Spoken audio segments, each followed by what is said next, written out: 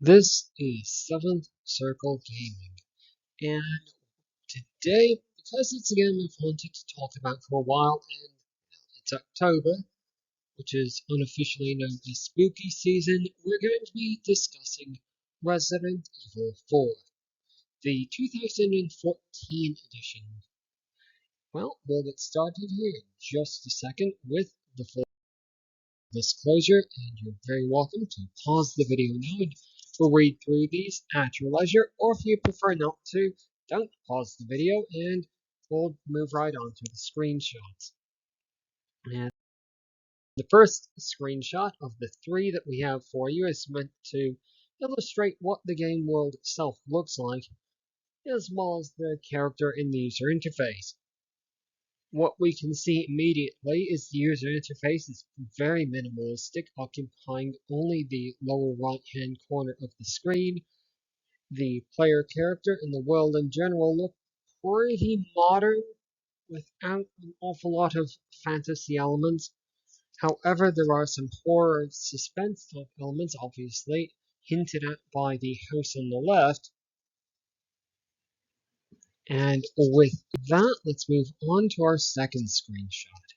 The second one that we're going to share with you is the famous or infamous inventory system of Resident Evil 4. The less said about that, the better, but it is an important aspect of the game because inventory management becomes rather important because resource scarcity is an aspect of the game. With that, though, so let's move on to screenshot number 3. And the third screenshot that we have for you is,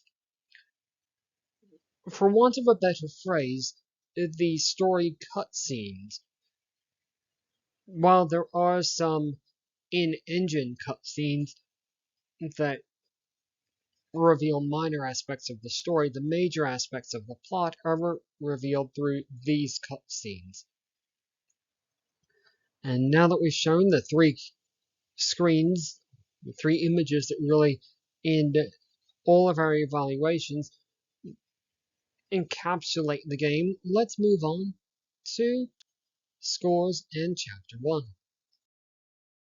Chapter 1, as it usually is immersion.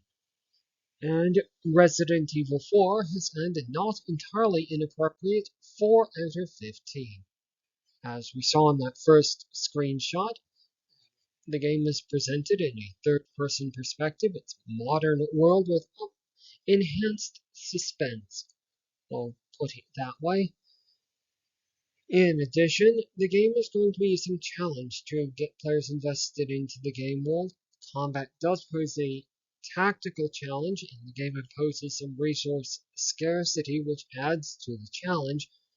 And at this point, one could point out that the awkwardness of the control system or the control schemes adds to the challenge, but we'll talk about that a bit later.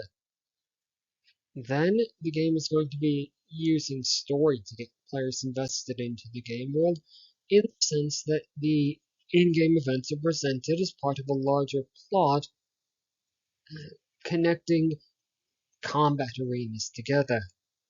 Speaking of combat, the game is going to be using audio to get players invested into the game world, and this is going to take the form of combat noises, so gunshots, exertion noises, and enemy sound clips and background music, which are intended to increase the tension or add to the mood. And moving on to Chapter 2, difficulty. Well, Resident Evil 4 is earning a 1 out of 15 for difficulty. There are two difficulty options, easy and normal. However, how the impact that selection has on gameplay is not described in any way. While the user interface is minimalistic, the control schemes are significantly unlike modern games, and On the other hand, it doesn't seem to prefer or favor a gamepad or a mouse and keyboard. Both of these have some awkward elements to them that modern or more players that are more used to recent games are going to find awkward. However, as we said earlier, it's possible, or one could make the case that that is serving the immersion. And that's something to discuss in the comments section. We will add that rebinding keys might relieve some of these concerns, or using some mods available through a third-party website could address these concerns. But using strictly what is provided by the developer, that's how Resident Evil 4 stands. And that's going to bring us on to our third chapter, Lasting Appeal. And Resident Evil 4 is earning a 1 out of 15 for lasting appeal.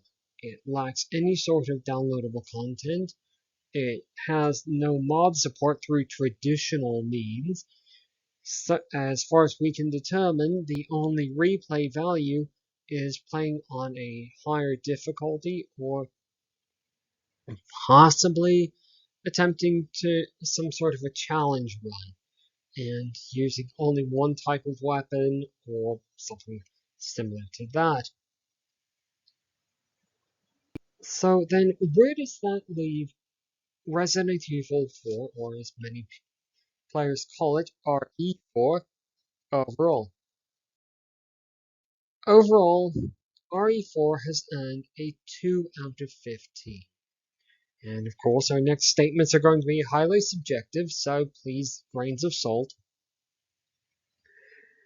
Despite the game's age, it does include many of the same elements as modern games, including among these quick time events, running toward the virtual camera.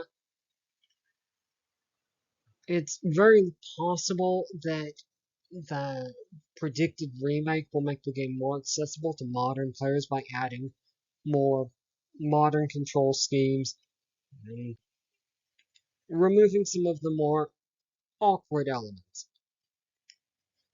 And as we said earlier, you could certainly argue that the awkwardness of the controls serves the immersion. However, it is more likely a limitation of the software. The reason we say that is that the key bindings on using the keyboard and mouse retain some awkwardness and are not what one would typically expect, such as pressing tab to access inventory as opposed to I, like more recent games. And that's more than likely a limitation of the software or the coding rather than any sort of deliberate choice. We are very well aware here that Resident Evil 4 is one of the croutons in the primordial soup of nerd culture, so please don't be too harsh in the comments section, but you're very welcome to express your opinions there. But from 7th Circle Gaming, that's all there is to say about RE4. Have a spooky October, and goodbye.